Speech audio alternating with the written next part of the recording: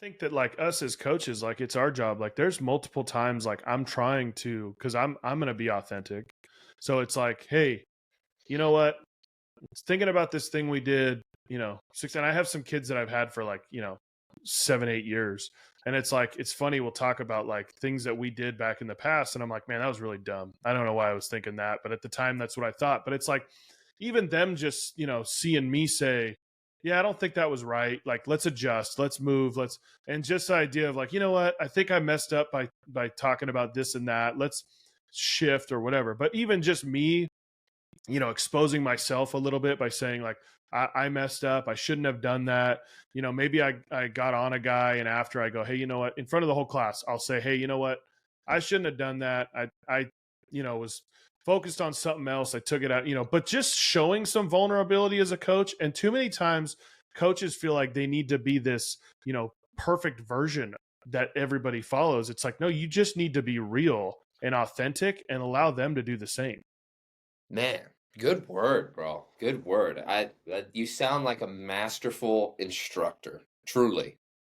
Well, it's people, right? I mean, that's the problem is at the end of the day, like we're coaching baseball, but we're coaching people. And so if we don't understand, I mean, I know that you're into this, and this is something that I'd love to hear your take and dive into, because I know you're very much into personal skills, and you're get very deep on, thought process and things like that. And so it's just one of those things where it's like there's just too many times we're dealing with coaches, and we're trying to not be the, end all be all, right? We don't want to say like, oh, you come to our shop, like don't listen to anyone else. Like, no, dude, like that somebody else might have something that helps you too, and we should take it in and evaluate it.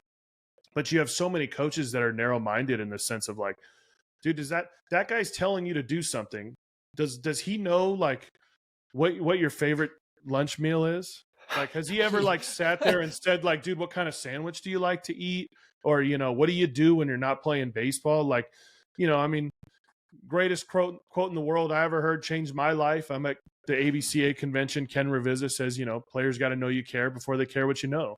And it's like, dude, that's like 100% it, dude. Like, just make them feel appreciated. Don't make it be just in one place. Like, my relationships with my catchers are outside of here too. Like, they got a question, text me. Something going on, I see something, I'm gonna text them. I want them to know that it's a full-time deal.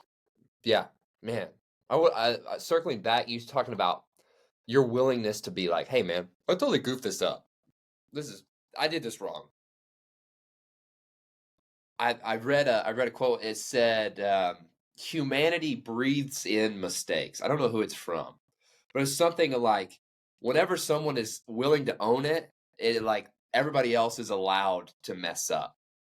And when they're allowed to mess up, then it's, well, that's a great place to be.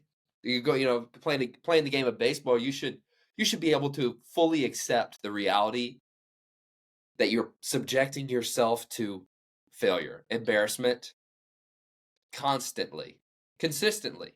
And that shouldn't be like a problem. Like that's the beauty of baseball. That's why it matters, is you can subject yourself to failure and essentially stick your hand in the fire and learn how to deal with the heat, and then you go into all of your life and there's nothing that burns you. Like, that's the beauty of baseball. It really is. I